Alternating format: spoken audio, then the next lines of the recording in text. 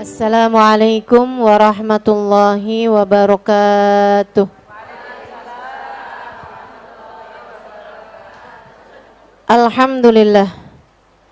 Wassalatu wassalamu ala Rasulillah Muhammad ibn Abdillah wa ala alihi wa sahbihi wa man wala. Subhanaka la ilma lana illa ma 'allamtana innaka antal alimul hakim. Rabbi shrah li sadri wa yassir li amri wahlul 'uqdatan min lisani yafqahu qawli, amma ba'du. Alhamdulillah, kembali kita dipertemukan Allah Subhanahu wa taala dalam majelis yang mulia ini, dan sebelumnya kita akan awali seperti biasanya dengan membaca niat belajar bersama-sama. Mudah-mudahan ilmu kita pada hari ini menjadi ilmu yang bermanfaat, ilmu yang tak hanya didengar dengan telinga kanan kemudian keluar dari telinga kiri, akan tetapi menjadi ilmu yang didengar oleh kedua telinga kita, disimak dengan sepenuh pemikiran kita, Allah turunkan menjadi cahaya dalam hati kita, memandu seluruh anggota tubuh kita untuk membuat kita melewati hari-hari kita hidup di dunia dengan berbekal ilmu, dengan berbekal cahaya, insya Allah. Bismillahirrahmanirrahim. Nawaitu ta'allum wa ta'lim والنفع والانتفاع والذكرة والتذكير والإفادة والاستفادة والحث على التمسك بكتاب الله وسنة رسول الله صلى الله عليه وآله وسلم والدعاء إلى الهدى والدلالة على الخير ابتغاء مرضاته وقربه وثوابه وحسن الخاتمة مع اللطف والعافية وصلاح العاقبة برحمتك يا أرحم الراحمين. لا حضرة النبي محمد صلى الله عليه وسلم وآله وصحبه وأزواجه وذريته وأهل بيته وسلم وجميع الأنبياء والمرسلين وأولي الكون أجمعين.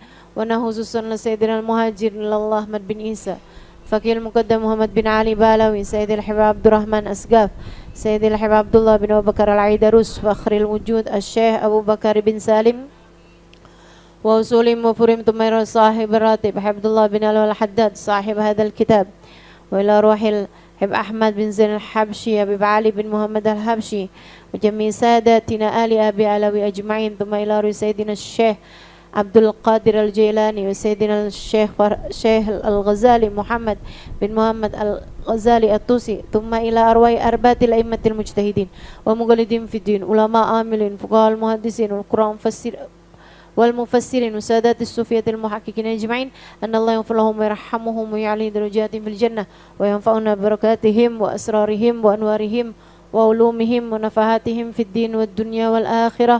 الفاتحة.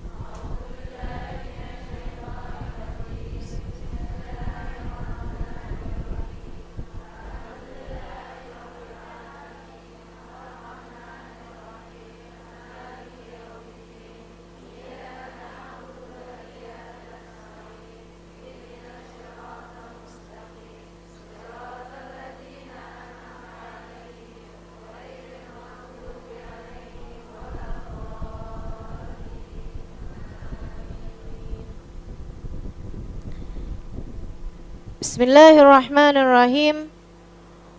Wa qala alaihi salatu wassalam, dan bersabda baginda kita Nabi besar Muhammad, Madi'bani ja'i'an ursila fi zuraibati ghanamin bi'afsad laha min hubbil mali wasyaraf fi dinir rajulil muslim. Madi'bani jai'an, tidaklah 2 ekor serigala yang sedang lapar dilepaskan fi zuraibati ghanamin, dalam sekelompok kambing, dalam segerombolan kambing, biafsad laha, lebih merusak, min hubbil mali wasyaraf, daripada cinta harta dan cinta jabatan, fi dinir rajulil muslim, pada agamanya seorang laki-laki yang muslim. Wa makna dzalik, itu hadisnya tadi sampai situ. Wa makna dzalik, keterangan dari beliau artinya adalah anna hubbal mali wal jah, sesungguhnya cinta harta dan cinta kuasa, yufsidani dina sahibihima, lebih merusak kepada agamanya seseorang, aktsar mimma yufsidud di'banil ja'ian, lebih banyak daripada kerusakan yang bisa ditimbulkan oleh 2 serigala lapar, idza ursila fil ghanam, apabila dilepas di kawanan kambing-kambing. Jelas ini ya. Faman ishtadda hirsuhu alal jahi wal mal, maka siapa orang yang besar cintanya kepada jabatan, kepada pangkat, wal mal, ataupun kepada harta, wa talabil manzilah, dan juga mencari cinta manusia. Siapa yang besar ambisinya terhadap harta, terhadap kuasa, ataupun terhadap cinta, wa ta'zim fi qulubin nas, dan pengagungan di hati manusia, faqad ta'arrada bidzalik li afatin katsirah, maka dia telah mengajukan dirinya kepada banyak sekali penyakit-penyakit hati. Contohnya, kal kibri, seperti kesombongan, warriyai, dan riya, watazayyun, berhias-hias, menghias-hiasi diri, maksudnya pakai topeng lah ya gitu ya.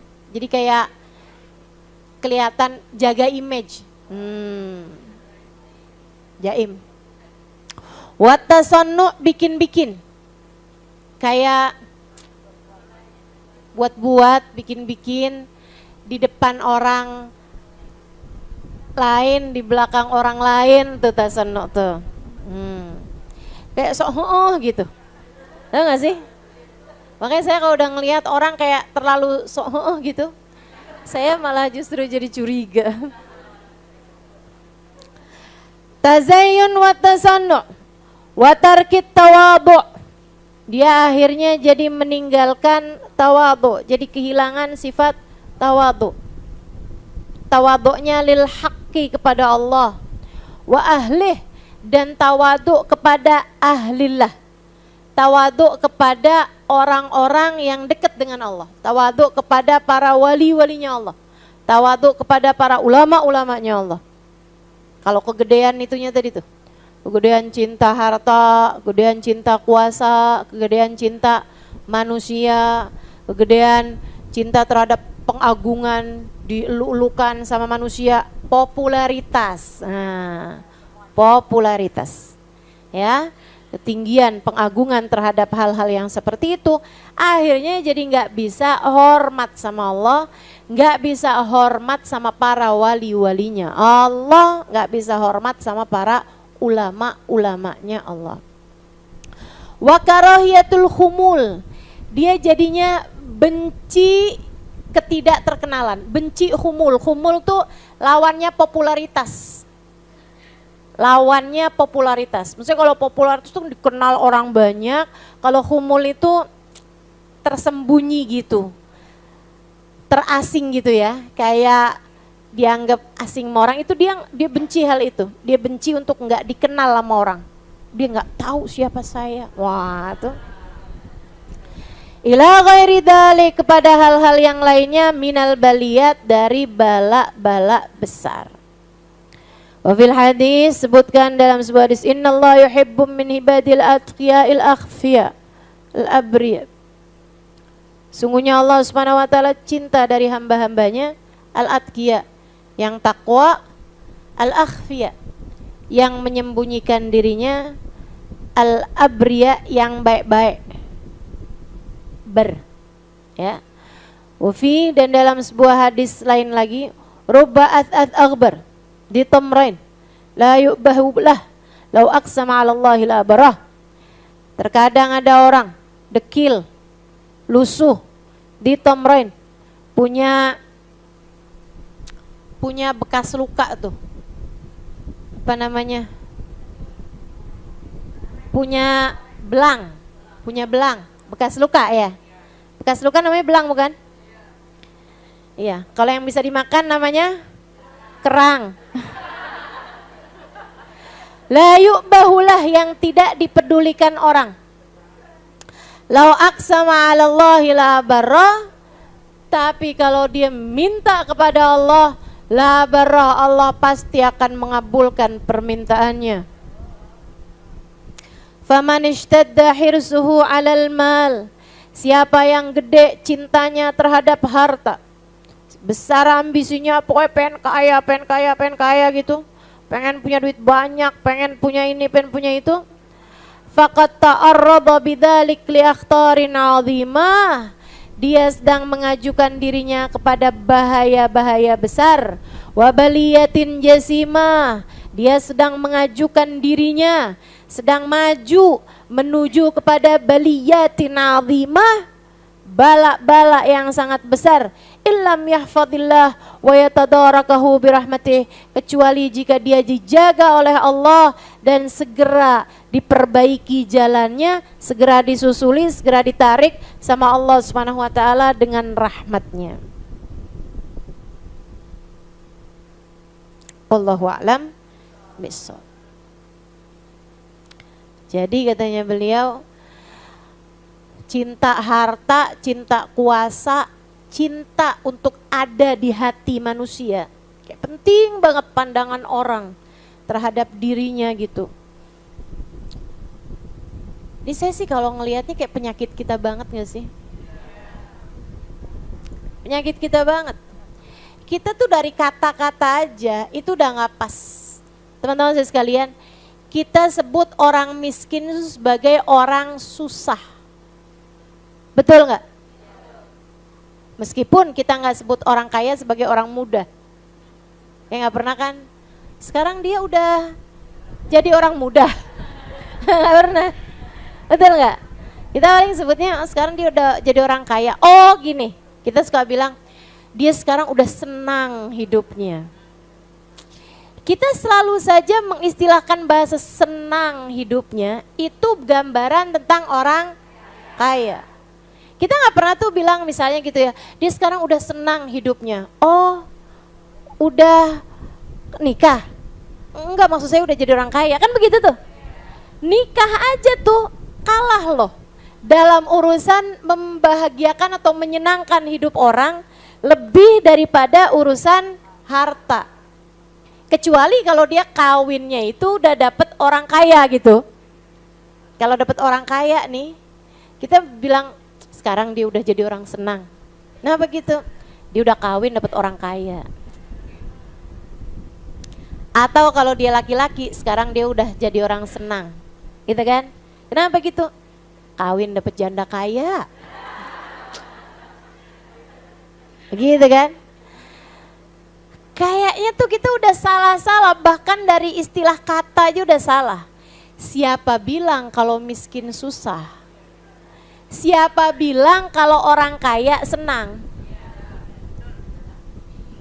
Saudara sekalian yang saya muliakan, ini nih udah salah persepsi nih, dari awal kata tuh udah salah persepsi gitu. Saya banyak ketemu orang miskin-miskin yang bahagia. Banyak. Pergilah kamu ke daerah-daerah pedalaman-pedalaman. Saya karena banyak jalan, banyak pergi ke hutan-hutan. Belakangan nih saya banyak jalannya ke hutan-hutan nih. Saya banyak bertemu dengan orang-orang miskin yang bahagia, Sebagaimana juga banyak juga orang miskin yang susah juga banyak. Terutama orang miskin yang pengen kaya. Susah tuh. Karena seburuk-buruk keadaan adalah ketika kamu tidak terima dengan keadaanmu sekarang, berharap keadaan yang lainnya. Itu udah seburuk-buruk keadaan. Ya kan? Sebagaimana sebaik-baik keadaan adalah ketika kamu menerima dan bersyukur dengan keadaan di mana kamu sekarang berada. Nah, itu udah seenak-enak keadaan. Kamu akan merasa bahagia, senang ketika kamu ada di majelis ini dan kamu memang pengen ada di majelis ini. Betul? Tapi kamu akan merasa sengsara, ngeliatin jam mulu. Kalau kamu ada di majelis ini, tapi kamu sebenarnya nggak kepengen buat duduk di majelis ini. Hanya karena suami kamu suruh misalnya. Hanya karena ada seorang teman yang ngajakin dan kamu gak enak nolaknya misalnya. Begitu kan ya? Pokoknya orang tuh yang paling gak enak itu berada di satu keadaan yang dia gak kepengen ada di keadaan tersebut. Jadi bukan urusan berapa banyak harta yang dipunya, bukan. Bukan urusan berapa tinggi jabatan yang dipunya seseorang, bukan. Bukan seberapa banyak followersmu di media sosial, teman-teman. Bukan seberapa banyak kamu dikenal sama orang, saudaraku sekalian. Nih yang ngajinya udah lamaan di sini nih tahu betapa saya dulu dari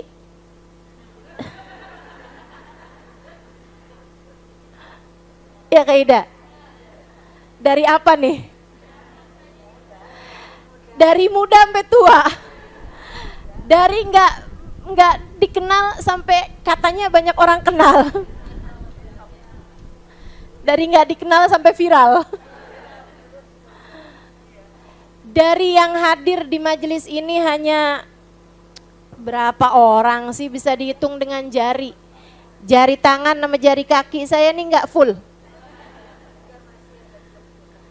Dari yang di atas ini nih cuman beberapa soft, sampai sebanyak ini dan dengan juga apa namanya yang mengikuti secara live streaming juga ribuan orang. Teman-teman sekalian, dari yang begitu, dari yang asalnya begitu menjadi yang asalnya begini gitu. Saya merasakan untuk diri saya tidak banyak perbedaannya. Betul nggak? Nih yang ngikutin saya dari awal, kamu ngelihat perbedaan saya apa? Gak ada kan? Apakah kamu ngelihat sekarang saya pakai bajunya yang pakai ada gitu? Enggak ada, teman-teman sekalian. Gak ada bedanya gitu. Gak ada bedanya. Dari yang dulu sampai yang sekarang ya sama-sama aja. Karena memang apanya yang beda gitu, nggak ada yang beda. Hidup kamu juga seperti itu. Makanya kalau kamu mikir, saya memang lagi miskin ya, makanya saya tuh pelit gitu kan. Kalau saya kaya, saya akan dermawan. Saya nggak percaya. Dermawan itu tentang rasa hati, bukan tentang seberapa banyak yang kamu miliki. Orang yang dikasih sedikit aja pelit, apalagi dikasih banyak. Lebih pelit lagi dia. Maka gak usahlah sok-sokan. Ya Allah, kasih saya harta. Kalau saya punya harta, saya akan begini, begitu, begini, begitu. Kamu gak usah ngikut-ngikut sama orang-orang yang suka ngomong begitu per 5 tahun sekali.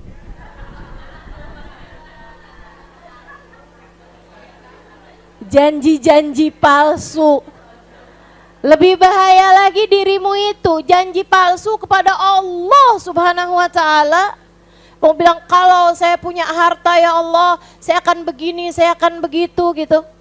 Teman-teman sekalian, nggak bisa gitu. Makanya nih ya, Ada banyak orang tuh yang dikasih ujian saat miskin dia mampu lewati, dikasih ujian saat kaya belum tentu dia lewati. Ada banyak orang yang kepleset justru di saat kaya. Ada banyak orang yang tertipu justru di saat kaya. Ada berapa banyak orang yang tertipu justru di saat ketika dia punya segalanya. Ada berapa banyak orang ketika jadi rakyat jelata, dia mengerti caranya menjadi seorang hamba. Akan tetapi ketika ia dinaikkan dengan menjadi seorang yang punya kuasa, ia pun lupa caranya menjadi seorang hamba, terlena dengan jabatan dan kuasa, merasa dirinya sesiapa. Bahaya, bahaya. Makanya teman-teman saya sekalian, saya hampir nggak pernah deh doain orang biar kaya. Saya doain orang biar utangnya kebayar, iya. Teman-teman tahu itu kan? Saya sering doain. Karena kesian saya sama orang punya utang.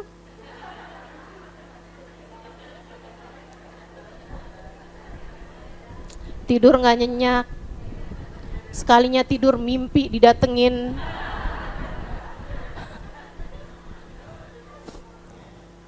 Mimpi didatengin dinosaurus. Tapi dinosaurusnya bilang, lunasi hutangmu. Masya Allah, susah bener. Makanya saya selalu doain gitu, orang punya utang biar bisa bayar utangnya. Tapi saya doain orang buat kaya, pernah denger gak? Gak pernah. Saya gak pernah doain orang buat kaya. Kenapa gitu? Kaya miskin tuh ujian. Sebagaimana ujian-ujian yang lain, saya juga gak akan doain kamu biar kena ujian. Betul gak? Saya gak akan doain kamu gitu, ya Allah ujilah dia ya Allah. Belum tentu sanggup melewatinya gitu. Makanya udahlah. Makanya seperti yang tadi, yang pernah beberapa waktu yang lalu saya sampaikan ya. Saya kalau ada orang minta gitu, Ustazah doakan saya biar terpilih. Salah, ada jangan minta doa sama saya. Jangan minta doa sama saya gitu urusan-urusan begituan. Karena kalau saya doain bisa jadi gak terpilih. Kalau doa saya mustajab. Kenapa gitu? Karena saya mendoakannya untuk selamat dunia akhirat. Dan belum tentu punya kuasa bisa bikin orang selamat. Hisabnya tambah susah, hisabnya tambah susah. Teman-teman, hisabnya susah. Hisabnya jabatan tuh bukan main-main. Hisabnya jabatan tuh bukan main-main. Bahkan yang benernya aja nih, yang bener tapi dia nggak adil, bener nih, cuman maksudnya ada banyak hal yang dia nggak kerjakan dengan sebagaimana mestinya gitu, itu datang lewat jembatan dalam keadaan pincang. Itu yang bener jalaninnya gitu. Gimana yang haram-haram dikerjakan, misalnya dia udah ngerjainnya tuh dengan benar, tapi ya ada aja kan namanya ketimpangan, ya kan, mesti ada aja gitu. Nah itu aja bisa mungkin untuk datang di akhirat nanti dalam keadaan pincang. Apalagi kalau dia tertipu dengan jabatan. Udah deh, serem. Makanya sampai ketika ada seorang, ini perlu nih saya sampaikan, karena ini kan lagi masa-masa orang berebut-rebut jabatan nih. Saya sih bilangin ini buat ibu-ibu nih ya, biar nggak nyalon. Kalau mau nyalon nih yang di situ aja, salon muslimah, khusus perempuan. Sehingga sekalian, udah deh aman-aman kamu cari selamat aja udah. Dan saya juga menyarankanmu hal ini juga, biar maksudnya kalau suamimu jadi ambisi terhadap jabatan dan lain sebagainya, kamu bisa jadi yang ngerem gitu. Jangan sampai kamu malah, gimana caranya biar kita terpilih nih, biar nanti saya bisa nenteng tas Hermes, biar saya nanti bisa jalan-jalan ke luar negeri, dengan gratis. Ininya adalah apa tuh bahasanya biasanya?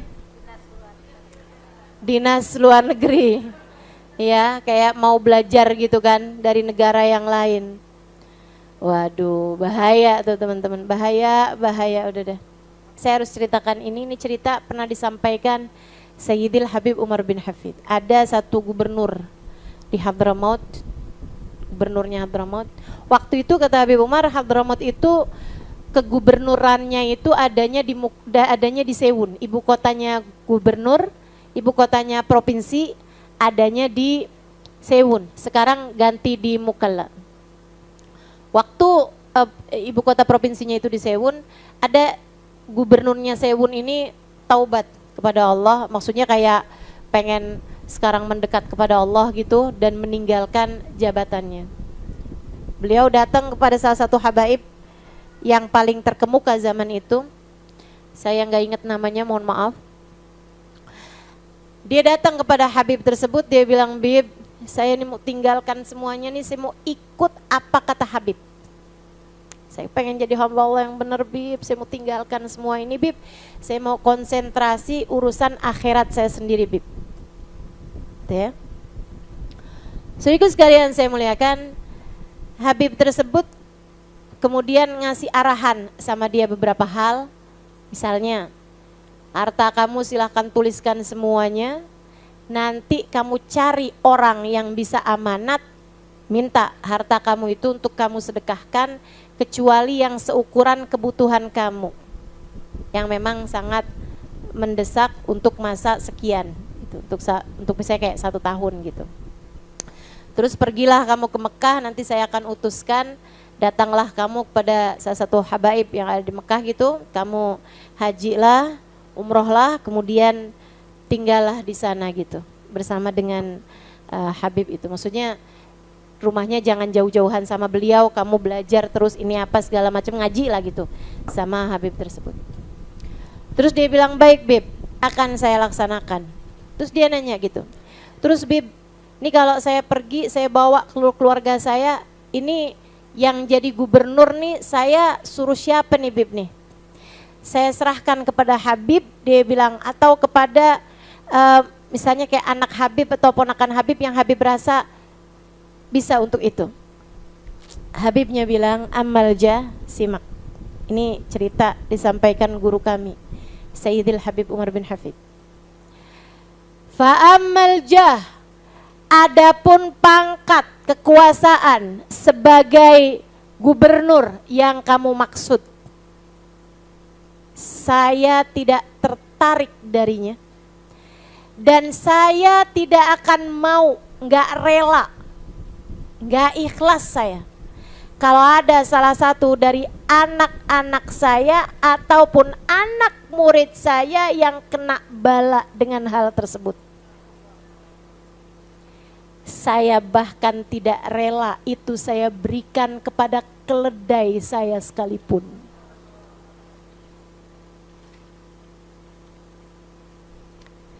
Dia bilang, jadi kamu lihatlah orang-orang di sekelilingmu itu yang mau. Kamu lihat di antara mereka siapa yang paling amanat, serahkan itu kepadanya. Beristikharahlah sebelumnya, minta petunjuk Allah, kemudian serahkan hal tersebut padanya. Jadi teman-teman saya sekalian, kamu jangan berpikir, wah kalau orang baik-baiknya nggak ada yang pada mau jadi pejabat, nanti orang jahat-jahat semua ustazah. Mungkin ada yang jadi mikir kayak begitu, ya kan? Teman-teman saya sekalian, tenang aja, ada banyak kok yang mau repot. Saya cuman berharap kamu, saya, dan orang-orang yang kita cintai nggak usah repot-repot, gitu. Nggak usah repot-repot ngambil bagian yang sangat rentan tersebut, sangat berpotensi untuk membuatmu celaka tersebut. Sambilan kita doakan yang terpilih di antara para pejabat-pejabat kita adalah orang-orang yang bisa mengemban amanat dengan cara yang baik. Kan gitu. Nggak usah khawatir, nggak ada yang mau. Dari zaman dulu sampai zaman sekarang yang mau sama kekuasaan banyak. Justru kalau kita menjadi orang-orang yang tidak tertarik dengan kekuasaan, ini malah justru jarang, asing, aneh yang kayak kita. Betul? Saudara sekalian saya muliakan, kira-kira kalau saya nyalon kepilih nggak?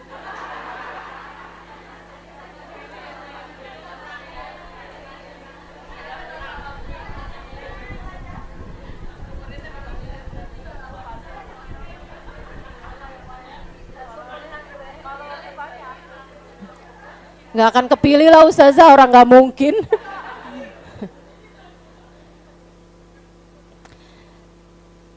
Kami bahkan tidak rela hal itu kami berikan kepada keledai kami. Tuh sampai segitunya tuh. Ya Allah, mudah-mudahan Allah selamatkan kita semua. Amin ya rabbal alamin. Emang apa ya, potensi sombong, potensi hal-hal kayak gitunya tuh besar banget teman-teman. Belum lagi potensi dosa, potensi suap, potensi korupsi, potensi apa lagi? Pokoknya ada semua banyak banget tuh dosa-dosanya tuh. Potensinya tuh banyak-banyak banget gitu. Makanya emang udahlah bismillah insyaallah. Kita hidup sebagai rakyat jelata aja. Kita nih ya dihisab sama Allah atas tanggung jawab kita sendiri aja nih. Belum tentu lulus loh. Belum tentu lulus. Kullukum ra'in wa kullukum mas'ulun an ra'iyatih. Kata Nabi Muhammad, semua dari kalian adalah penggembala. Dan semua penggembala hanya akan dimintai tanggung jawab atas gembalaannya. Itu kata Nabi Muhammad. Kullukum ra'in, kullukum mas'ul an ra'iyatih. Maksudnya gimana Rasul? Seorang ayah akan dimintai tanggung jawab dari istri dan anak-anaknya. Seorang majikan hanya akan dimintai pertanggungjawaban terhadap orang-orang yang bekerja di bawahnya. Sehingga sekalian, ibu akan dimintai pertanggungjawaban terhadap anak-anaknya. Datang seseorang kepada Nabi Muhammad, ya Rasulullah, saya tidak punya istri, saya tentu saja nggak ada anak, saya seorang perempuan katanya Bapak. Datang seorang perempuan kepada Nabi, dia bilang, ya Rasulullah, saya seorang perempuan, saya udah nggak punya suami, saya nggak punya anak. Berarti saya nggak akan dimintai pertanggungjawaban atas apapun kan wahai Rasul? Takut dia. Kata Nabi Muhammad, sesungguhnya matamu adalah amanat. Allah akan mintai pertanggungjawaban atas apa yang diperbuatnya. Sesungguhnya tangan kakimu adalah amanat. Allah akan mintai pertanggungjawaban atas apa yang diperbuat oleh keduanya. Sesungguhnya lisanmu adalah amanat. Allah akan bertanya tentang apa yang kamu gunakan dengannya. Sesungguhnya waktu yang Allah berikan kepadamu adalah amanat. Allah akan pertanyakan kepadamu bagaimana kamu menggunakannya. Ini andai nggak punya banyak harta, kita akan dimintai pertanggungjawaban atas waktu kita, atas anggota tubuh kita. Ini aja kita belum tentu selamat teman-teman saudaraku sekalian. Ini aja kita belum tentu selamat. Masya Allah. Inna sam'a wal basara wal fuada kullu unaika kana anhu mas'ula. Nabi Muhammad kemudian membacakan firman Allah Subhanahu wa taala yang tadi saya baca. Sesungguhnya sama pendengaran, wal basar penglihatan, wal fuad rasa hati. Kullu ulaika kana anhu mas'ula. semuanya akan dimintai pertanggungjawabannya oleh Allah Subhanahu wa taala. Mudah-mudahan selamat semuanya.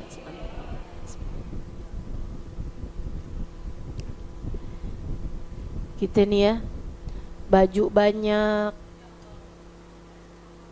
betul gak? Sendal banyak, sepatu banyak, tas banyak.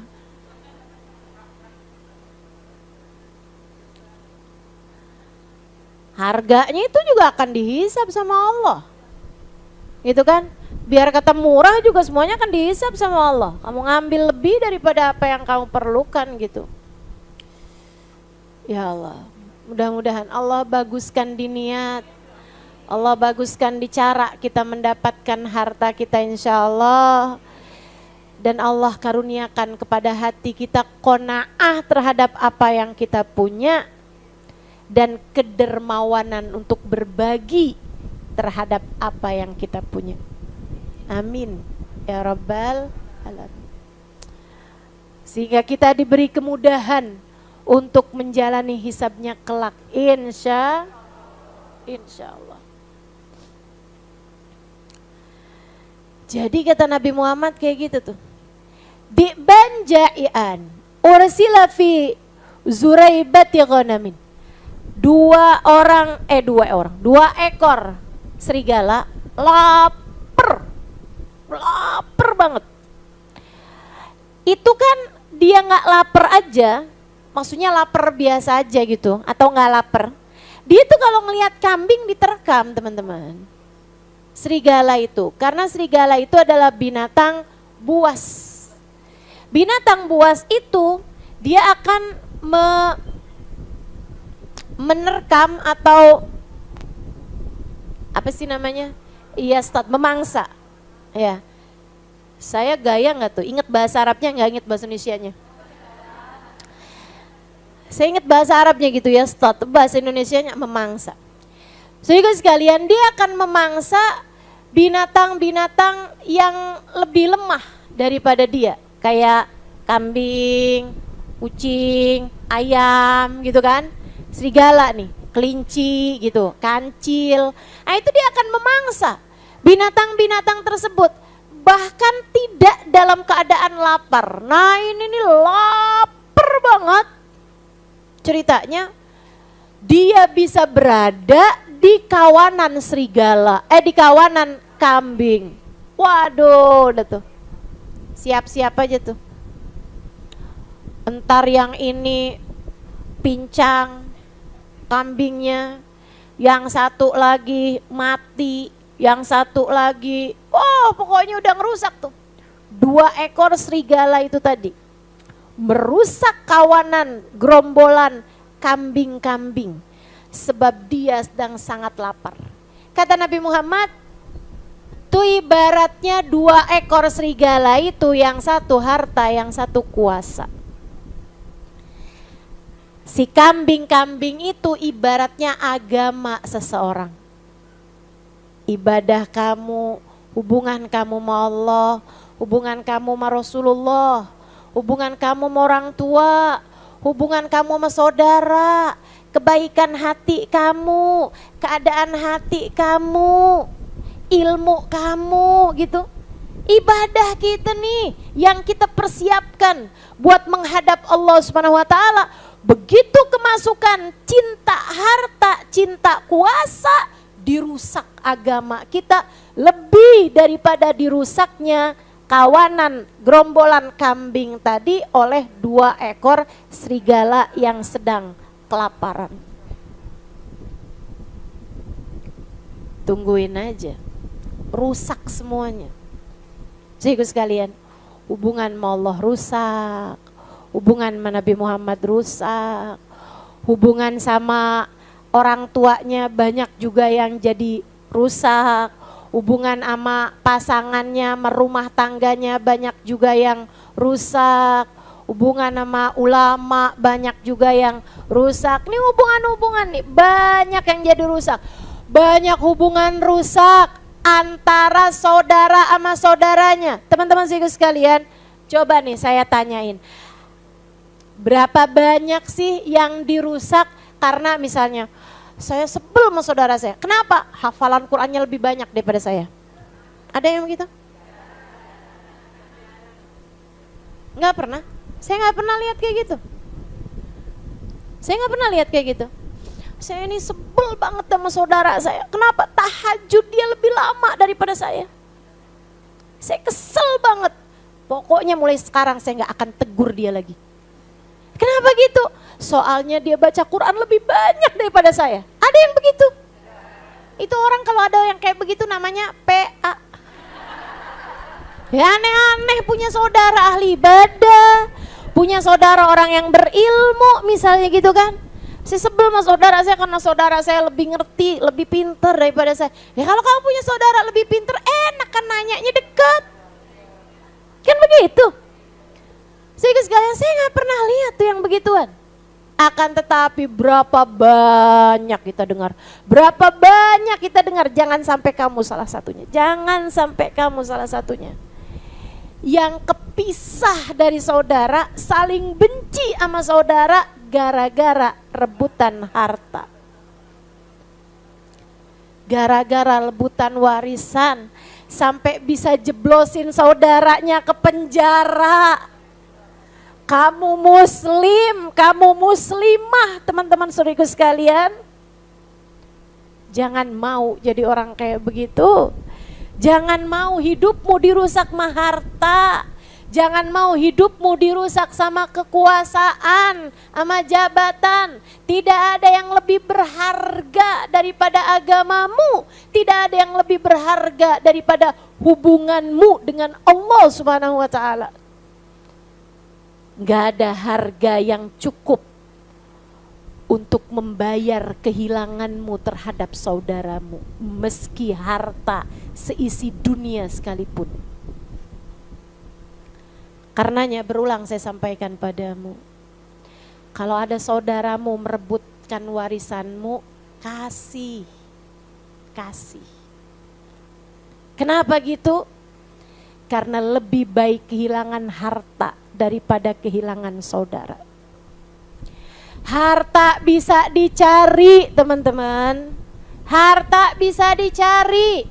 Tenang, Allah kalau lihat hatimu mau melepaskan sesuatu yang diperebutkan saudaramu, kamu lepaskan hal itu, kamu berikan kepada saudaramu dalam keadaan halal. Lillahi ta'ala, karena Allah Subhanahu wa ta'ala. Hatimu lega kamu berikan kepada saudaramu, lillahi ta'ala, karena Allah Subhanahu wa ta'ala.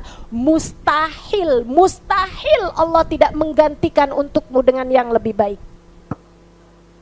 Mustahil. Saya menjaminkannya untukmu. Saya menjaminkannya untukmu saudaraku sekalian. Percayalah jaminan saya. Ada orang-orang yang mau merebut hartamu dari orang-orang yang dekat denganmu. Ayahmu misalnya, anakmu misalnya gitu kan, kasih.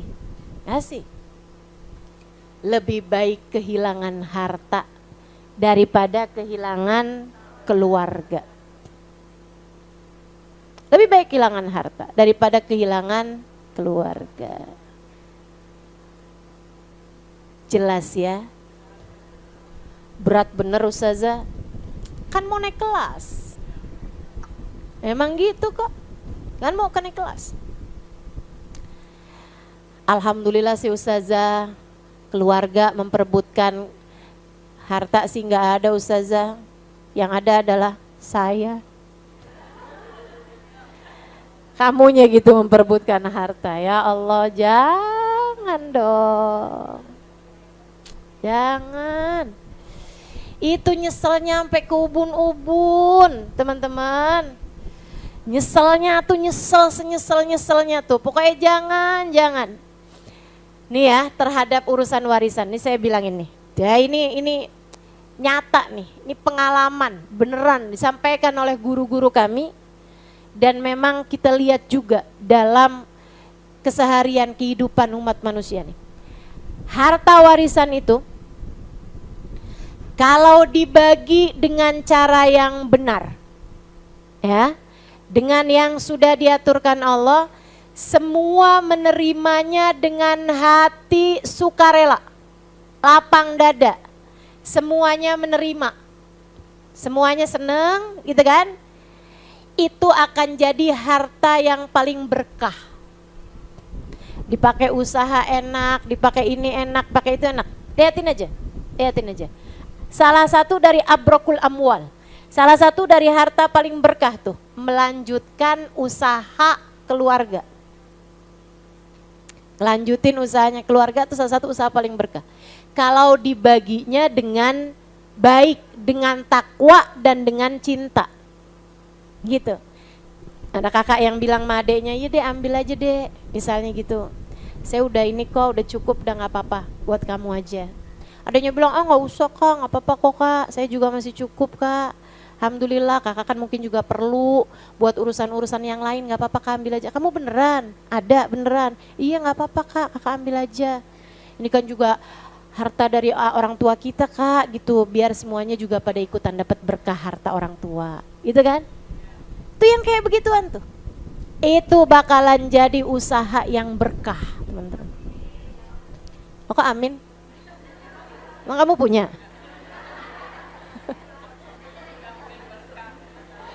Pokoknya ibu-ibu nih ya, asal dengar kata berkah, surga, terserah konteksnya apa, yang penting amin dulu dah.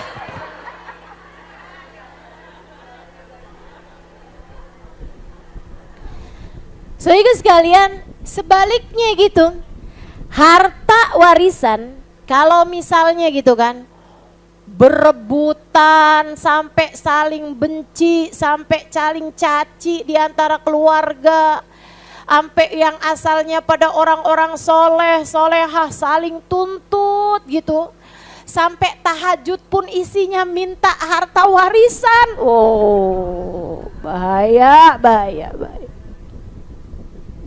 Bahaya tuh. Kalau udah kayak begitu tuh, tahajud minta menang di pengadilan urusan warisan. Kalau menang pengadilan maksudnya apa? Saudara kamu penjarakan dan kamu minta gitu sama Allah Subhanahu wa taala. Saudaramu nggak dapat apa-apa dari harta warisan, kamu minta itu kepada Allah. Kedzaliman macam apa yang sudah kamu lakukan itu, teman-teman?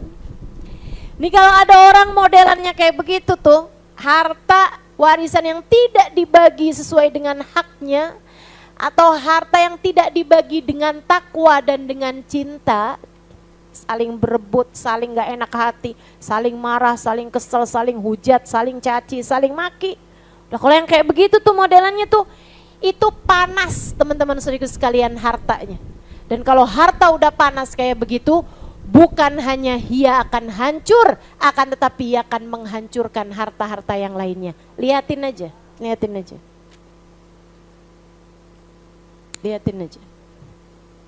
Ngeri. Dah, kita mesti pinter-pinter nih sama urusan harta nih. Terus bilang, pokoknya kalau udah yang pengen begini, pengen begitu, pengen punya ini, pengen punya itu. Nah, kalau hati masih kayak begitu tuh, bilangin, wahai diri, kita bakal mati. Wahai diri, semua harta ini akan ditinggalkan. Wahai diri, semua yang enggak dibawa mati, jangan bela mati-matian. Insya Allah. Terus bisa ngajarin hati kita, insya Allah. Terus bisa ngajarin. Amin. Ya Rabbal Alamin. Sehingga sekalian saya muliakan, kalau hamba-hamba tercinta di sisi Allah ceritanya kayak gimana? Oh, gak gitu. Mereka rebutan harta, wah aneh banget. Gak mungkin banget.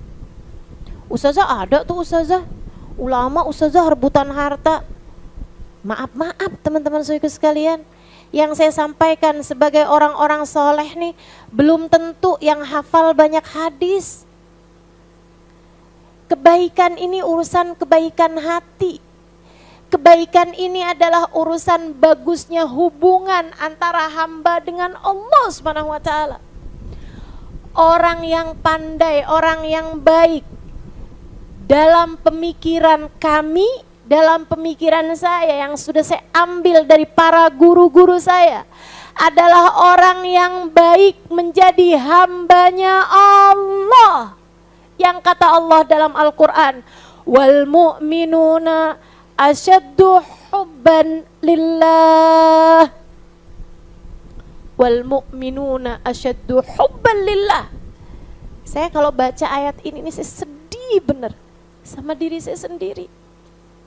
Saya kayak yang, kok saya belum masuk ya dalam ayat ini gitu. Allah bilang wal mu'minun, orang yang beriman, kamu termasukkah di situ? Cirinya adalah asyaddu hubban lillah, gede cintanya kepada Allah. Dia akan serahkan apapun buat Allah. Dia akan jadikan seluruh waktunya, seluruh hartanya, seluruh tenaganya, seluruh pemikirannya buat Allah, buat agama Allah. Kita masih cinta sama dunia, masih cinta sama harta, masih cinta sama manusia yang seringkali lebih besar daripada cinta kita kepada Allah. Kita disuruh sedekah masih hitung-hitungan. Kita disuruh tahajud masih ngantuk. Kita disuruh baca Al-Quran masih males-malesan. Kita disuruh baca zikir masih musim-musiman. Muslimkah kita? Mukminahkah kita? Mukminah tuh kata Allah, orang mukmin tuh wal mu'minuna asyaddu hubban lillah. Orang beriman gede cintanya, bukan kepada harta, bukan kepada jabatan, bukan kepada cinta manusia, enggak ada. Gede cintanya kepada siapa? Kepada Allah. Mudah-mudahan Allah ajarin kita terus mau jadi hambanya yang salehah insya Allah. Teman-teman sekalian, ada salah satu kisah yang berulang kali dikisahkan Sayyidil Habib Umar bin Hafid ketika saya belajar di kota Tarim dulu itu, tentang sebuah kota di Hadramaut namanya Shibam. Alhamdulillah kami juga berulang kali datang ke sana. Salah satu kota yang indah dengan bangunan-bangunan yang antik. Jadi sekalian, Shibam itu kotanya tuh rumahnya gede-gede. Gede-gede banget. Di rumah tuh bisa kamarnya 20 gitu. Tingkat gede-gede. Bukan berarti orangnya kaya-kaya. Tapi gini mereka tuh bangun rumah. Memang tanahnya kan mesti lebar nih misalnya ya. Mereka bangun rumah nih, satu petak gitu, suami istri. Sampai nanti kalau udah anak-anaknya besar, kalau anak laki-laki nikah, itu dia akan bikinkan bangunan nyambung sama bangunan rumah induk ini, rumah orang tua ini, gitu kan. Nah anaknya banyak-banyak zaman itu, punya anak 15, laki-lakinya 7. Yang perempuan kalau dinikahkan, kalau belum nikah tinggal barengan sama orang tuanya. Kalau udah dinikahkan, tinggal barengan sama suaminya yang tinggal sama orang tuanya. Gitu tuh orang Shibam. Nah nanti tuh kalau misalnya rumahnya itu udah penuh nih, udah besar gitu kan, itu dibangunkan di atasnya. Nanti dibangunkan sebelah sananya lagi. Nanti si orang-orang ini nih, gitu kan, yang nikah-nikah ini kan punya anak besar-besar juga akhirnya. Cucunya nih kalau nikah laki-laki, naikin lagi ke atas. Naikin lagi ke atas. Jadi rumah mereka itu tingkat 5, tingkat 6. Coba deh ntar kalau ke Hadramaut gitu kan, jalan-jalan ke Shibam. Iya. Nggak, itu urusannya bukan cuma harta kok. Saya berangkat ke Hadramaut juga bukan kaya teman-teman. Itu urusannya tentang siapa yang diberangkatkan Allah SWT itu aja. Sama kayak haji, kayak umroh, kayak kemana-mana gitu kan. Saudaraku sekalian yang saya muliakan, jadi ini Shibam nih sekitar 1 jam dari kota Tarim. Di rumahnya itu ada satu rumah, isi orang rumahnya 300 orang. Jadi kalau bikin pengajian gak usah ngundang orang. Tapi juga enak ya, nggak usah dikumpulin semuanya, pasangin aja mikrofon di semua ruangan gitu kan. Assalamualaikum warahmatullahi wabarakatuh. Mari kita ngaji ya anak-anak. Udah full 300 orang satu rumah. Ini antik banget nih Shibam. Shibam doang tuh yang kayak gitu tuh. Yang lain-lain nggak terlalu kayak gitu juga gitu. Sehingga sekalian, nah di Shibam nih beberapa tahun lalu, ini ceritanya nih ya. Kalau yang tadi tuh bukan cerita yang disampaikan Habib enggak. Saya lihat sendiri gitu kan. Saya heran gitu. Lu rumah orang gede-gede amat ya. Ternyata 3 generasi. Dari kakek ke anak ke cucu, dan cucunya juga udah berkeluarga gitu, 3 generasi tinggal di situ. Nah, teman-teman sekalian, yang diceritakan Sayyidil Habib Umar, dan ini berulang kali, bolak-balik, bukan 1 kali pertemuan gitu. Kayak saya kan juga sering, ada beberapa cerita yang saya sampaikan berulang-ulang. Bisa jadi itu karena penting ceritanya, sangat menginspirasi, perlu untuk didengar. Bisa juga karena ibu itu butuhkan pelupa. Jadi nggak apa-apa, kapan aja boleh cerita. Dulu nggak tahu, sekarang lupa. Nah ini nih, Sayyidil Habib Umar bercerita, dulu di Shibam ada salah satu wali min auliyaillah, saya lupa namanya. Di zaman sekitar 50-60an tahun yang lalu. Itu teman-teman sekalian, ada seorang hakim di Shibam. Dia itu ditugaskan jadi hakim, tapi nggak pernah mengadili siapapun. Jadi dia kayak ngerasa makan gaji buta gitu. Karena permasalahannya umat selesai dengan ayat Al-Quran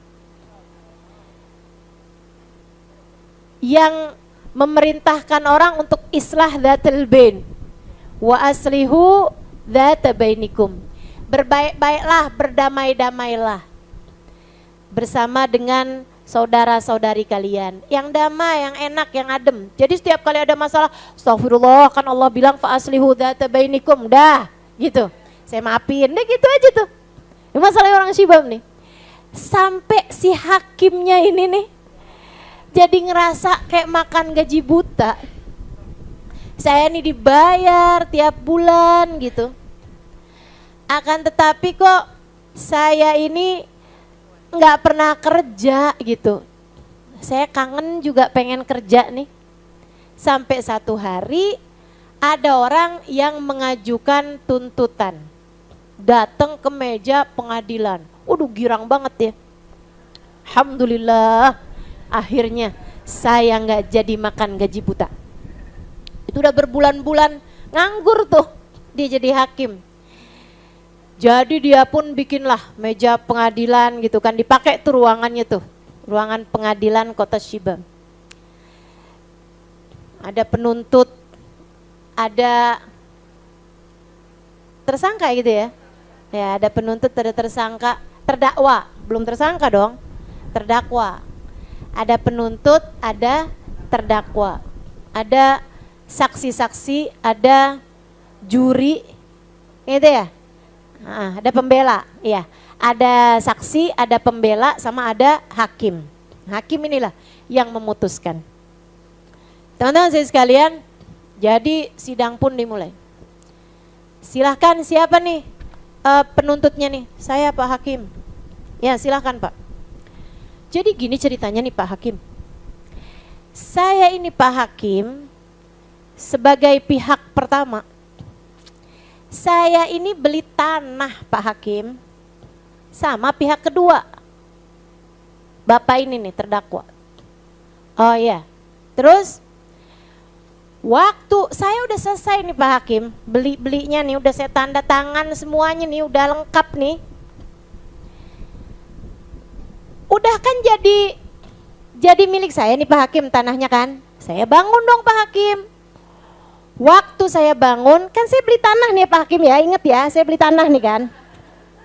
Saya beli tanah aja loh Pak Hakim. Saya bangun tuh tanah, kan saya gali nih Pak Hakim. Tahu-tahu cangkul saya ini kena barang keras Pak Hakim. Saya pun lihat, ternyata Pak Hakim saya buka ada kotak di dalamnya. Kotaknya saya buka isinya emas Pak Hakim. Kan saya cuman beli harta, cuman beli tanah Pak Hakim. Dan saya udah bayar nih kan karena saya beli tanah nih. Jadi si emas itu tadi Pak Hakim, saya bawa ke rumah dia dong. Ke rumahnya dia nih Pak Hakim. Dia nggak mau Pak Hakim. Nggak bisa gitu dong ceritanya. Pak Hakim tinggal yang gimana?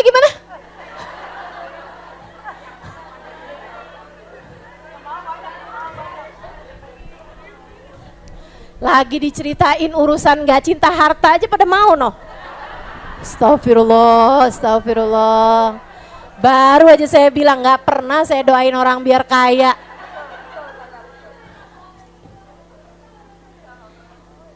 Akhirnya Pak Hakimnya nanya sama dia, betul apa yang didakwakan? Betul Pak Hakim. Sekarang saya akan mendengar dari sebelah kamu nih. Gini Pak Hakim, kan saya udah jual Pak Hakim tanahnya. Kalau saya jual tanah Pak Hakim, ya kan ama di dalamnya, mana saya tahu Pak Hakim.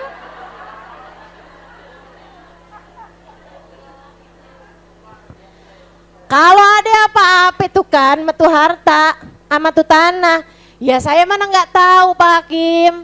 Kalau ternyata tanahnya kagak subur, kalau ternyata tanahnya apa, kan itu kan juga jadi masalahnya dia. Nah kalau ternyata di dalamnya ada harta, ya itu juga punya dia, udah dia beli.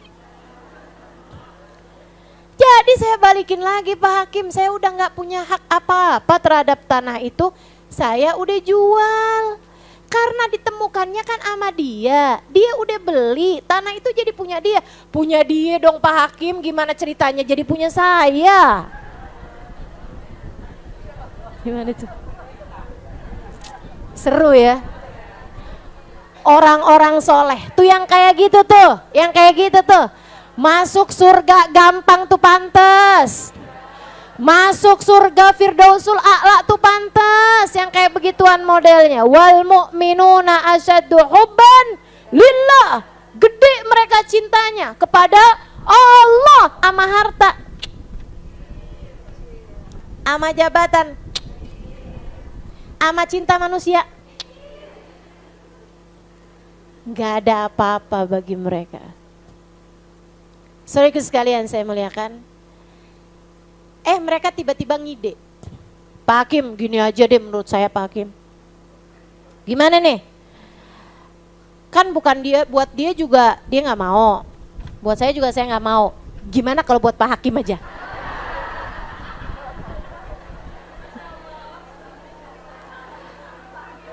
Hakimnya teman-teman, ini coba nih ya, biar yang demen-demen di suap apa tuh biar denger juga nih cerita kayak beginian nih.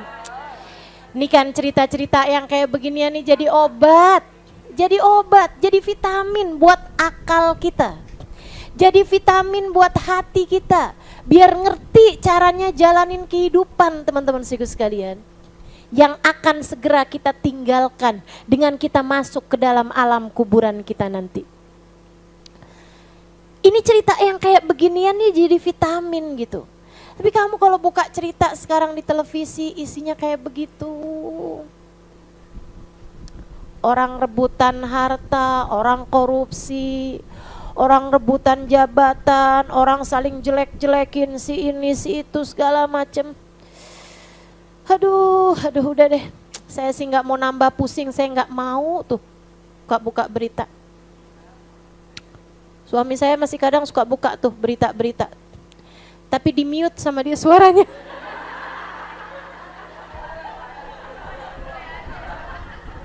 Aneh-aneh aja emang, ya Allah.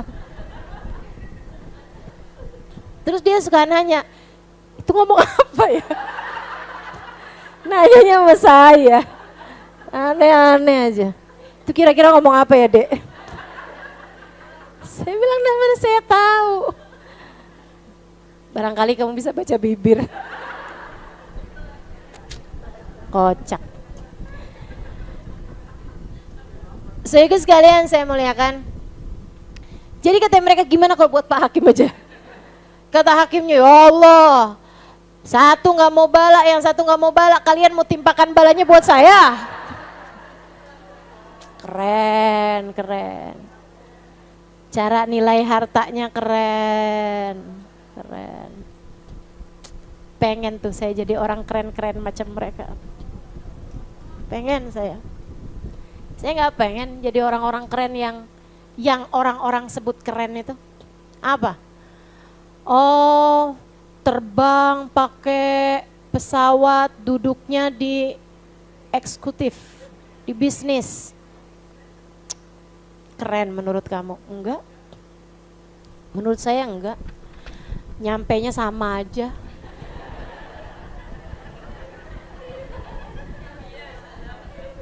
Ustazah, kita beliin pesawatnya yang bisnisnya nggak usah, saya bilang. Kenapa gitu Ustazah? Nyampainya barengan. Ntar kalau nyampainya duluan boleh. Selagi nyampainya barengan nggak usah aja. Teman-teman sekalian saya muliakan, apa sih yang orang-orang anggap keren? Saya nggak kepengen tuh keren-keren yang model begituan. Saya lebih tertarik untuk keren versi saya yang sudah diajarkan oleh guru-guru saya. Tuh yang kayak gitu keren. Sesungguhnya kebesaran seseorang dalam pandangan saya, kata Sayyidina Muhammad Al-Bagir alaihi ridwanullah. Saya lama tuh mikirin ucapannya baru ngerti. Lama gitu. Sesungguhnya besarnya seseorang dalam pandangan saya tergantung dari seberapa kecil dunia dalam hatinya. Bener banget, bener banget. Itu keren yang sesungguhnya. Semakin kecil dunia di hati seseorang, semakin besar pula lah orang tersebut nilainya dalam pandangan Allah dan dalam pandangan para wali-walinya Allah SWT. Akhirnya gimana tuh ceritanya tadi tuh? Belum kelar kan? Kasihin ke hakim, hakimnya gak mau. Terus gimana dong Pak Hakim nih sekarang nih? Duitnya kita pakai apa nih sekarang nih? Hartanya. Gini aja deh. Pak, si bapak pihak pertama, kamu punya anak laki-laki yang di usia nikah? Nggak punya sih, tapi anak perempuan punya. Oke. Kalau kamu Pak punya anak laki-laki nggak yang di usia nikah? Punya saya Pak Hakim. Kawinin aja. Kawinin. Keluarkan dulu buat zakatnya. Zakatnya banyak teman-teman. Kalau harta nemu kan itu harta karun. Zakatnya 20%. Keluarin dulu zakat. Nah nemu, ini kan nggak ada ikhtiar apa-apa juga kan. Gitu. Jadinya zakatnya 20%. Buat orang Islam dong 20%. Nah itu menurut saya sih 50% aja juga pantas. Wah emang ya punyanya dia gitu. Malahan di negara kita malah peraturannya kan punyanya pemerintah ya. Ya kan ya? Nah itu ikut dah apa katanya peraturan negara di mana kita berada. Tapi kalau secara hukum Islam tuh itu namanya ma'din. Nah, namanya tuh harta rampasan, harta temuan. Itu ada hukumnya tersendiri. Jadi zakatnya 20%. Dikeluarkan zakatnya dulu 20%, sisanya bikin dah kalian pesta pernikahan, suami istri nih kan, awinin, bikin pesta pernikahannya, kemudian bikinin rumah ini apa segala macem, pakai harta tersebut tuh buat anak-anak kalian itu. Ya udah deh kalau gitu Pak Hakim, iya deh kerjain tuh sama mereka. Itu juga nggak pakai pacaran dulu, ta'arupan segala macem. Udah cuma dikawinin aja tuh. Hamba-hamba tercinta di sisi Allah. Hamba-hamba tercinta di sisi Allah. Imam Syafi'i mau masuk masjid lagi haji. Mau masuk Masjidil Haram. Imam Syafi'i namanya terkenal tapi orangnya sangat sederhana, low profile. Nah ya, saya kalau mau nyebut yang agak bahasa Inggrisnya agak takut salah nih. Ya nggak apa-apa lah ya, jangan semua mau diborong ya kan. Udah bagus dikasih ngerti bahasa Arab dikit-dikit gitu kan. Bahasa Inggris nggak ngerti nggak apa-apa lah ya. Yang penting saya ngerti I love you.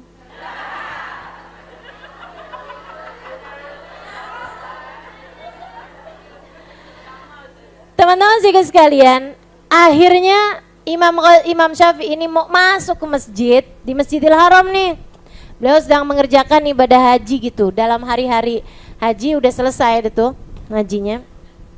Beliau mau masuk ke Masjidil Haram gitu. Tahu ketemu sama salah satu pengusaha, salah satu orang kaya gitu di depannya masjid. Akhirnya ngasih duit. Halah, Imam Syafi'i ini terima kan? Namanya orang dikasih, adabnya dikasih diterima. Gitu. Makanya kalau kamu bilang, Ustazah, katanya ulama-ulama tuh sebaiknya jangan cinta dunia. Saya amplopin mau kok. Lah ya kalau kamu kasih, kamu emang seneng kalau kamu ngasih terus ditolak. Ya, nggak suka juga kan? Man u'tiya faradda sa'awla walam yu'ta. Itu katanya Nabi Muhammad SAW. Perkara kamu habis itu ngasih lagi kepada orang lain tuh urusan lain. Tapi kamu kok dikasih, kecuali kalau kamu tahu orangnya memang adalah orang yang sangat dolim, orangnya dapat hartanya tersebut dengan harta yang nggak halal, udah pasti, gitu kan? Tolak, teman-teman, tolak. Kamu udah tahu nih, orangnya kerjaannya punya pabrik ekstasi, nggak mungkin ngaku juga ya. Atau misalnya dia punya pabrik bir, misalnya gitu kan? Pabrik minuman keras misalnya. Nah terus abis gitu, dia ngasih sama kamu. Dia nggak punya usaha lain selain usaha tersebut, begitu. Nah itu uangnya hukumnya haram. Kalau udah tahu kamu memang orangnya ini adalah orang yang duitnya haram, kamu tolak teman-teman. Kamu tolak aja udah langsung. Tapi kalau orangnya tersebut kamu nggak tahu, atau setahu kamu ya orangnya pekerjaannya halal, kalau diberi oleh seseorang terima. Kenapa gitu? Sebab saya nggak tahu ini apakah ucapan Nabi ataukah itu ucapan dari orang-orang soleh ya. Tapi ini beredar dan sering disampaikan oleh guru kami juga, Sayyidil Habib Umar bin Hafid, man u'tiya faradda sa'ala wa lam yu'ta. Siapa yang diberi kemudian dia menolak, akan datang waktunya dia minta dan dia tidak diberi. Jadi adabnya kita kalau dikasih terima. Apapun aja pemberiannya terima aja. Gitu kan? Urusan kamu nantinya mau kasih sama orang lain, ya udah kasih sama orang lain. Gitu. Sehingga sekalian saya muliakan, nah Imam Syafi'i paham nih urusannya. Jadi ketika dikasih sama orang, ya dia mau terima, dia harus terima gitu. Dia terima nih. Dia terima sebelum masuk masjid nih, dia bentangkan surbannya. Uang-uang itu terdiri dari uang-uang dinar dan dirham, uang emas mau uang perak. Teman-teman, sama beliau diletakin di situ. Taruhin tuh di apa sih namanya? Diginiin loh, apa sih? Disebarin di atas surbannya tadi itu. Taruhin di atas surbannya, disebarin gitu. Terus dia bilang, yang perlu silakan ambil, yang perlu silakan ambil. Itu nggak kena orang Indonesia. Dia ambil sama surban-surbannya. Ya nih kira-kiranya. Kayaknya begitu modelnya. Untung aja tuh nggak model yang kayak begituan tuh, nggak model yang masih rakus-rakus nih, pada udah diajarin juga.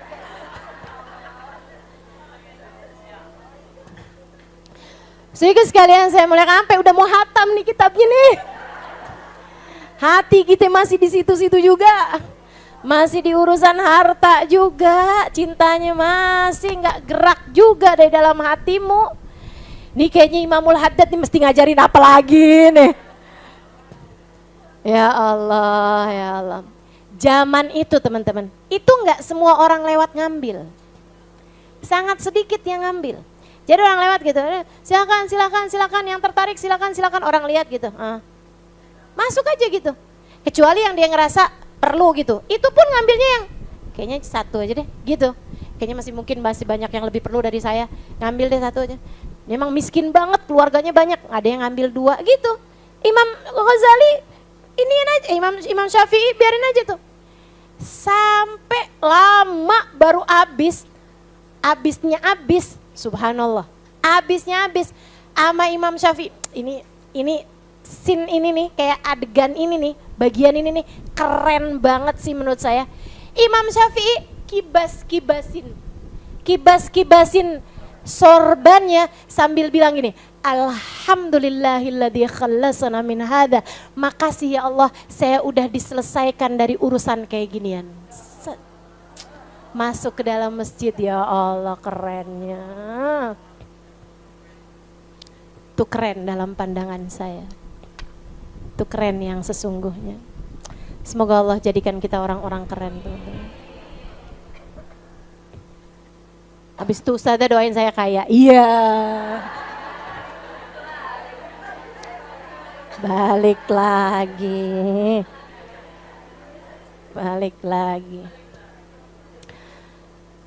Faman ishtadda hirsuhu 'anil jahi wal mal talabal manzila wa ta'dhim fi qulubin nas faqad ta'arrada bidzalika li afatin katsirah.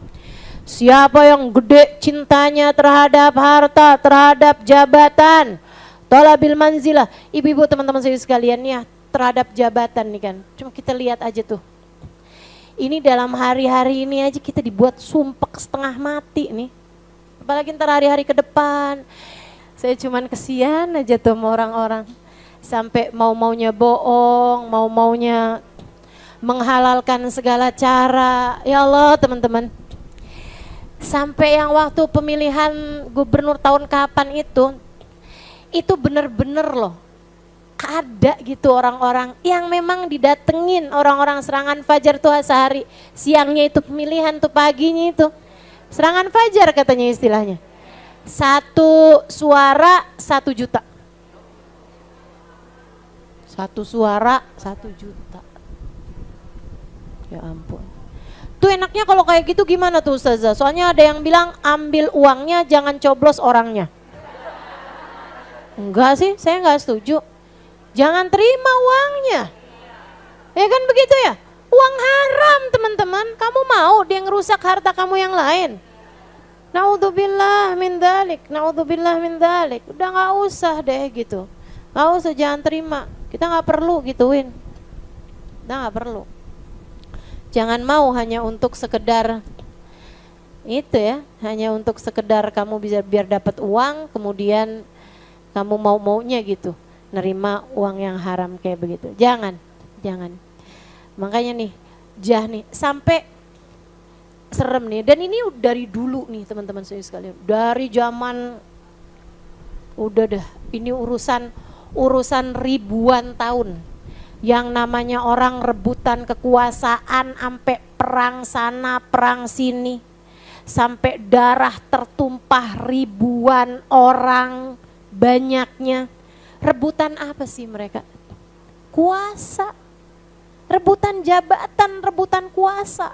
Pengen kekuasaannya sampai ke sana gitu kan.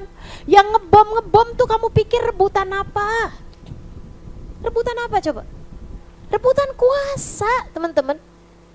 Sampai yang kayak kepengen merdeka, kemudian membela begini begitu gitu kan, kepengen kepisah dari negerinya gitu, sampai mau ngebom orang ini apa segala macam. Rebutan apa menurut kamu? Kuasa. Kuasa yang diperebutkan sampai nyawa jadi nggak ada harganya. Bahkan kayak sesuatu hal yang kita nggak mau percaya, tapi emang faktanya ada. Pemilihan kapan tahu itu, sampai penjaga-penjaga ininya banyak yang meninggal dunia. Betul apa enggak? Ya ampun, kayak nggak percaya gitu. Sampai bisa-bisanya, artinya diapain tuh? Dibunuh dengan cara apa saya nggak ngerti juga gitu. Sampai bisa tuh nyawa jadi taruhannya. Kayak apa dosanya, kayak apa dosanya. Ngeri banget teman-teman, ngeri banget. Dah, main aman aja hidup dunia ini. Main aman aja. Sesuatu hal yang sampai dianggap dari dosa, dianggap sebagai perjuangan. Jadi kayak rancu, mana perjuangan, mana kezoliman. Iya kan? Kan bahasanya berjuang. Padahal kan kezoliman. Sampai berapa banyak orang mati teman-teman saudara sekalian. Sampai suap-suapan uang segala macam yang haram-haram semuanya jadi halal. Mereka anggap sebagai halal gitu. Tertarik kamu untuk ada di dalamnya? Saya mah enggak dah. Apalagi kalau kita ingat besok lusa kita bisa mati. Udah, nggak usah.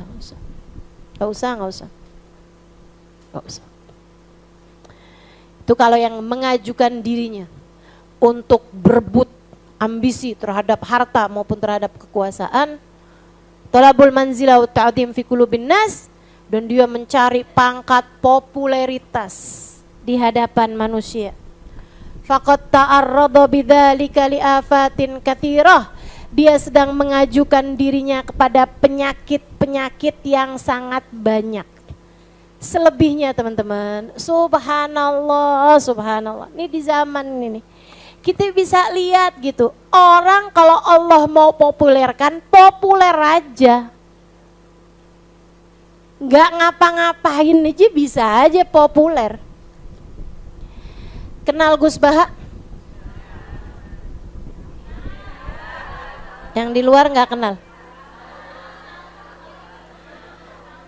Saya kelulusan Kiai Haji Maimun Zubair. Gus Baha di masa saya pesantren itu juga satu zaman sama saya, meskipun beliau udah jadi ustadz. Ketika saya mondok jadi santri, beliau udah jadi ustadz di sana ya. Emang orang pintar Gus Baha. Sehingga sekalian saya muliakan, itu sampai sekarang beliau tuh cuman pegangnya handphonenya itu handphone jadul yang nggak bisa buat WhatsApp, bisanya cuman buat telepon my SMS. Tapi kalau kamu buka di Google, kamu ketik Gus, keluar langsung pilihan pertama Baha, gitu. Saya nggak tahu tuh duluan Gus Dur atau duluan Gus Baha sebagai pencarian nomor 1 di mesin Google atau di mesin YouTube gitu. Jadi sekalian, Allah jadikan populer. Padahal loh, ceramahnya aja pakai bahasa Jawa. Yang kadang-kadang tuh sama orangnya biar orang Indonesia pada ngerti, yang bukan orang Jawa, sampai dikasih translate. Sampai saya pikir baru ada Gus Baha nih, yang sampai bahasa Jawa perlu ditranslate dengan bahasa Indonesia, luar biasa. Allah kalau mau populerkan, populer aja teman-teman. Betul nggak? Betul nggak? Yang kagak ada mukanya aja bisa populer.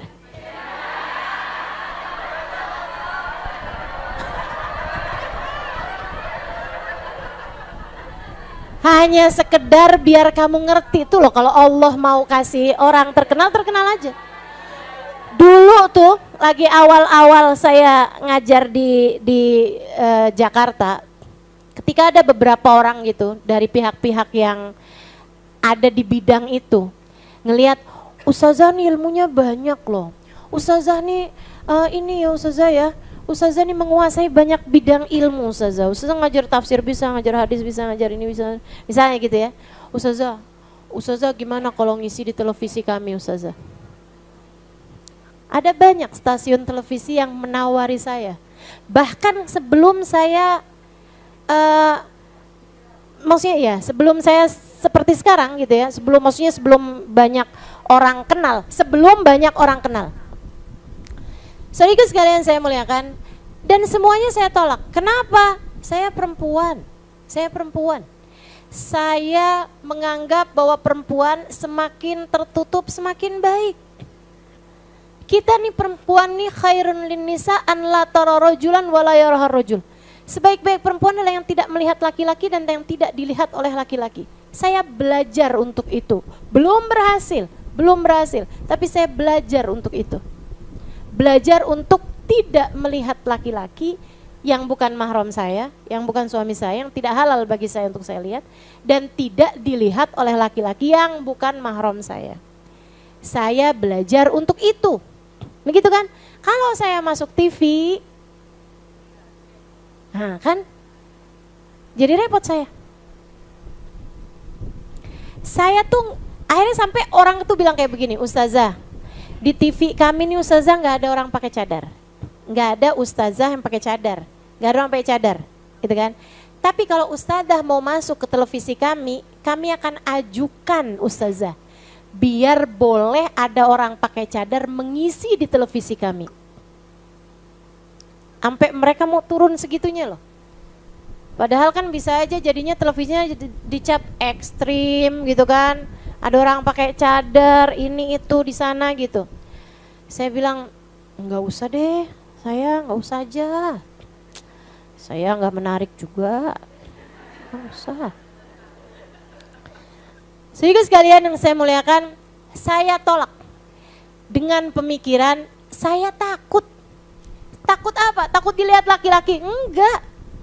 Teman-teman sekalian, itu urusan di luar kontrol saya gitu kan. Akan tetapi yang saya takutkan adalah lebih daripada hal itu, yaitu saya takut juga gitu ya. Tapi yang lebih saya takutkan adalah saya takut sama diri saya sendiri. Ketika saya nanti masuk televisi walaupun pakai cadar nih, artinya kan saya dilihat sama semua orang, laki-laki dan perempuan. Iya kan ya? Saya takutnya tuh nanti saya akan peduli mata saya ini udah bagus belum nih? Baju saya ini udah rapi belum nih gitu kan? Saya akan yang kayak duduk saya nih saya kelihatan langsing apa enggak ya kalau duduk kayak gitu? Badan saya kelihatannya kayak gimana ya? Saya tidak merasa aman dari saya memiliki rasa seperti itu. Saya memutuskan untuk dah nggak usah, saya mendingan dilihat sama cewek-cewek aja dah. Ya kan aman nih. Ibu-ibu kan kalau ngelihat saya kan, saya nggak peduli ibu-ibu mau ngelihat saya kayak gendutan apa enggak. Ibu-ibu ngelihat saya kayak yang apa kayak baju gimana kayak gitu kan ya Bu ya. Kerudungan mencong-mencong nih tadi saya benerin. Aduh udah dah Bu, udah. Harap malun aja. Pokoknya waktu saya masuk sih rapi.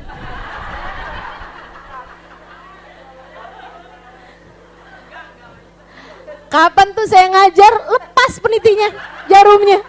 Ya Allah, ya Allah. Ah udahlah. Gitu. Jadi itu yang jadi pemikiran. Saya tidak merasa aman dari rasa hati saya sendiri, Bukan dari rasa hatinya orang. Saya nggak bisa ngontrol apa yang orang lain pikirkan. Tapi saya takut terhadap diri saya sendiri. Tuh loh teman-teman saya sekalian. Serem gitu kan. Jadi ya udah aja lah. Biar ilmunya tersebar Ustazah kemana-mana. Survei membuktikan. 15 tahun kemudian teman-teman, Masya Allah, nggak pakai muka saya ada di mana-mana, nggak pakai melanggar aturan Allah Subhanahu Wa Taala. Yang di Papua dengerin saya, yang di Pembuang Hulu di tengah hutan dengerin saya, yang di Malaysia, di Singapura, di Hong Kong, ini sekarang nih yang dengerin saya tuh dari negara mana-mana. Masya Allah, luar biasa benar. Allah kalau mau ya kan, Allah kalau mau teman-teman, kalau Allah mau, kamu pengen apa? Pengen ilmu saya manfaat ya Allah. Pengen ada banyak muslimah-muslimah di seluruh dunia mengenalmu ya Allah, mengenal Rasulmu ya Allah dari lisan saya. Pengen ada orang-orang di mana-mana tempat mereka dengar betapa sangat mulianya mereka, karena mereka adalah hamba Allah, karena mereka adalah umat Rasulullah. Saya kepengen perempuan-perempuan yang lagi sedih di rumahnya, yang lagi sedih karena merasa ditinggalkan sama suaminya naksir janda belakang rumah. Misalnya gitu. Tiba-tiba dia buka, ya kan? dia buka YouTube, dia buka Instagram, kedengeran tuh suara saya, tenang Bu, tenang Kak.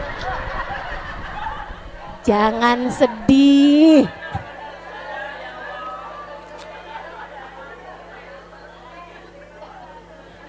Jangan sedih.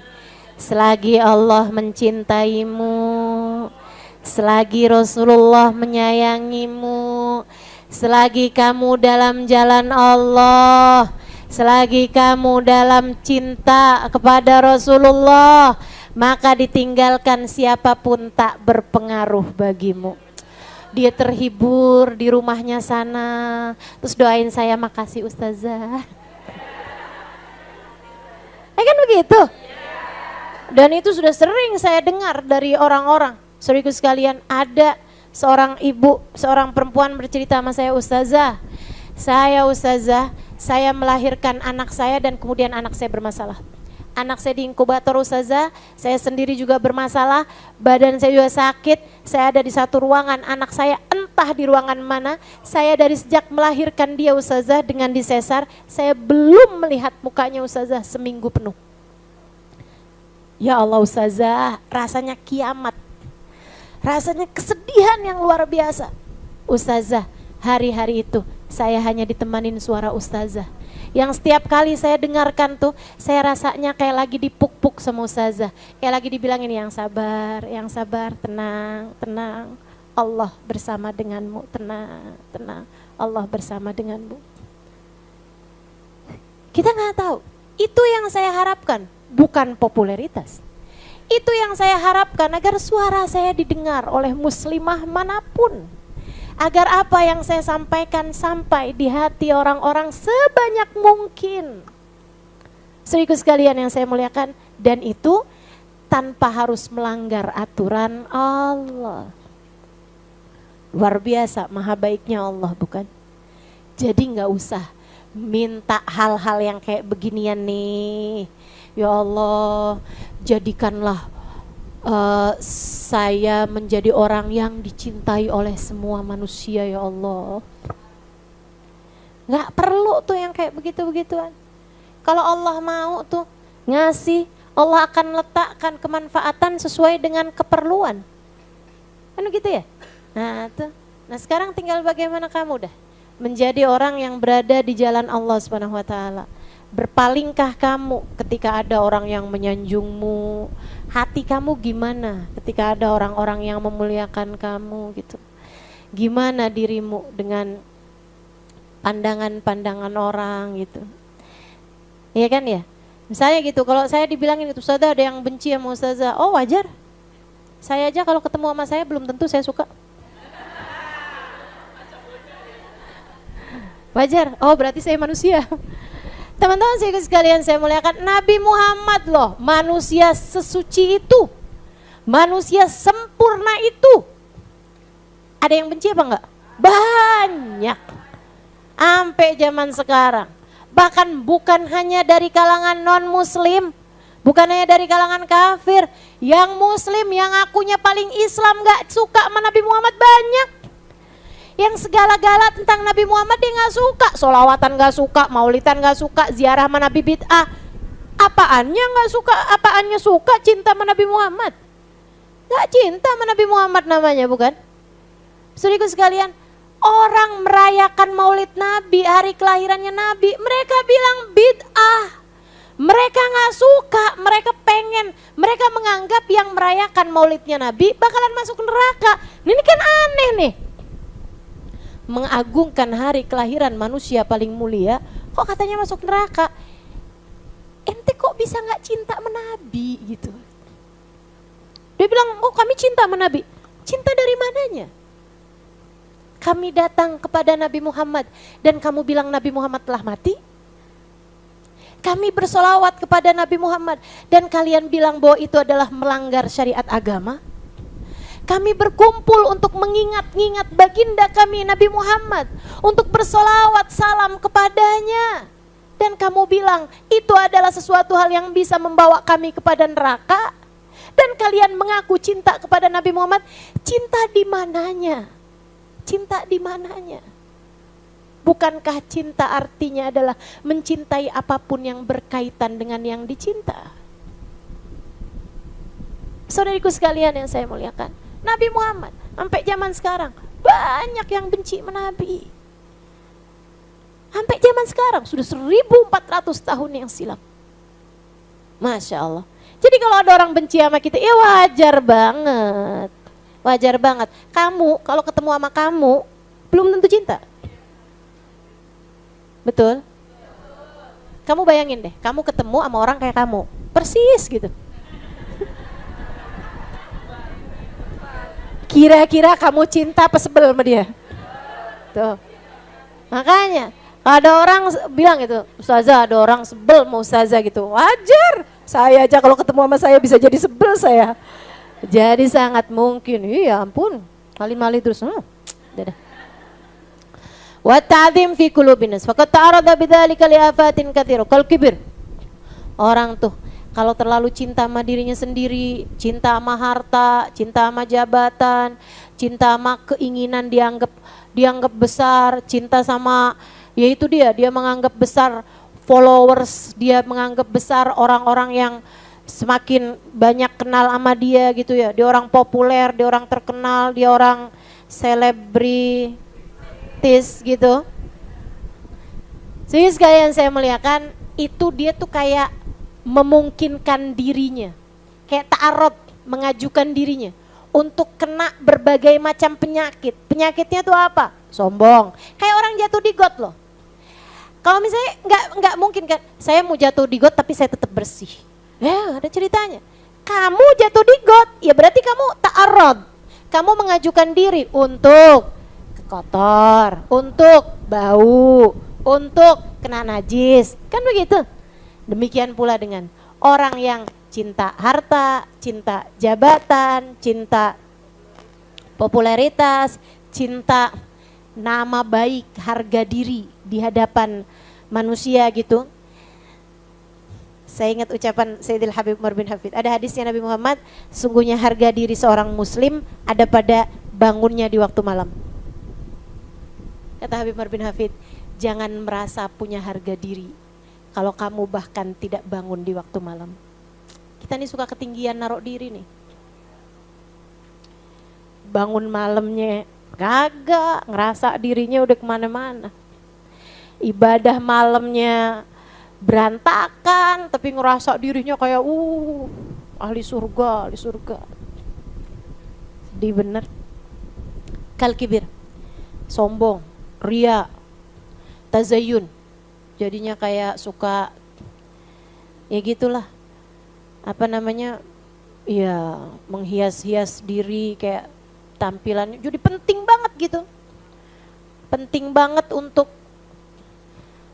apa ya, kelihatan wah lah gitu.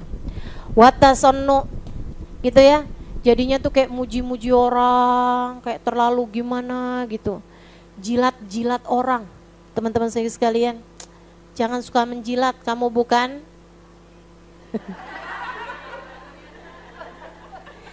watarkit tawabu. Nah itu benar tuh bahasanya, cari muka. Tasono itu cari muka. Watarkit tawabu, akhirnya kamu jadi nggak tawadu. Lupa kalau kamu itu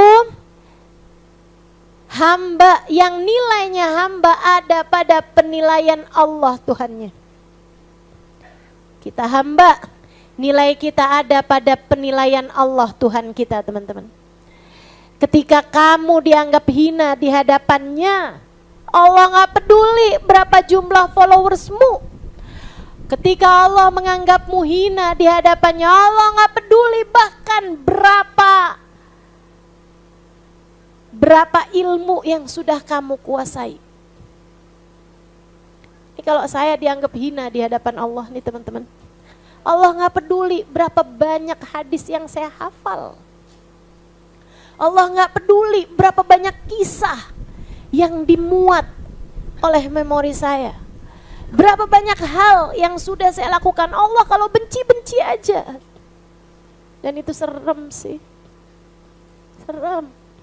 Maka kalau teman-teman tanya sama saya, Ustazah, kita kalau mau doain Ustazah tuh doain apa? Doain saya biar disayang sama Allah. Doain saya biar disayang sama Allah. Udah, titik itu aja udah. Saya memintamu untuk itu, mendoakan saya. Doakan saya biar jadi orang yang disayang sama Allah Subhanahu wa taala. Sebab kalau udah seorang dilaknat oleh Allah, dibenci oleh Allah, enggak disayang sama Allah Subhanahu wa taala, apapun yang dia punya nggak ada artinya. Ilmukah dia punya nggak ada artinya. Ibadahkah dia punya nggak ada artinya. Apalagi harta yang dia punya. Apalagi jabatan yang dia punya. Apalagi cinta manusia yang berhasil dia raih. Nggak ada artinya apa-apa, teman-teman. Nggak ada artinya apa-apa. Nilai kita mutlak hanya pada bagaimana Allah Subhanahu wa taala menilai kita. Tarkut tawadu lil haq. Akhirnya kita jadi nggak bisa tawadu sama Allah. Kegedean cinta sama diri sendiri jadinya kegedean cinta sama diri sendiri, akhirnya nggak bisa menggedekan cinta kita kepada Allah. Itu penyakit bahaya. Penyakit bahaya. Jangan sampai kita kegedean cinta sama diri kita sendiri, sampai akhirnya jadi tidak bisa membesarkan cinta Allah Subhanahu wa taala dalam hati kita. Lil haq wa ahli. Kita akhirnya jadi nggak gampang bisa hormat sama orang. Kalau kegedean hormat sama diri sendiri, jadi kurang bisa hormat sama orang lain. Betul nggak? Kalau hadir di majelis rasanya harus duduk di depan. Siapa kamu? Siapa kamu? Kalau kamu emang datangnya belakangan, ya duduk di belakang. Ya kan begitu? Hati-hati, hati-hati. Ngerasa kayak yang saya itu harusnya begini. Karena saya itu nilainya begini. Itu bahaya banget. Bahaya banget. Saya takut sama hal-hal yang seperti itu. Mudah-mudahan Allah selamatkan kita semua, insya Allah. Allah selamatkan kita semua. Habib Umar tuh udah jadi Habib nih sekarang, udah jadi orang nomor 1, teman-teman saya sekalian. Udah jadi orang-orang yang sangat dimuliakan gitu kan. Itu Habib Umar tuh lagi masa, maksudnya beliau udah jaya ya, udah punya Darul Mustafa, udah punya Darul Zahra, udah dimuliain orang di mana-mana. Itu lagi masa hidupnya Habib Hasan, kan saya selama di sana kan Habib Hasan masih hidup tuh. Itu Habib Umar kalau ada waktu gitu bisa hadir majelisnya Habib Hasan, datang ke masjid Jami, duduk di mana aja softnya berakhir. Jadi itu di Tarim sana itu sangat mungkin ada seorang santri dari Darul Mustafa atau dari pondok mana gitu, dari Rubat atau dia belajar gitu di Darul Mustafa di Tarim gitu. Dia hadir majelisnya Habib Hasan, dia duduk, tahu-tahu pas dia noleh sebelahnya Habib Umar. Biasa aja. Nggak ngerasa apa-apa. Masya Allah, Masya Allah. Dan kalau beliau lagi banyak tamu, orang-orang pembesar-pembesar gitu kan, orang tua-tua gitu. Habib Umar persilahkan gitu, saya pernah lihat tuh fotonya tuh. Saya lihat Habib Umar gitu kan, silakan gitu. Beliau persilahkan orang-orang tua-tua duduk-duduk di depan, beliau duduk di belakangnya pintu. Biasa aja, Masya Allah, Masya Allah. Tuh ya, orang-orang dengan kelas berlian yang menyangka dirinya debu belaka. Kita nih kadang suka kebalikan. Kita takut sejatinya kita di hadapan Allah debu, akan tetapi kita ngelihat diri kita kayak berlian.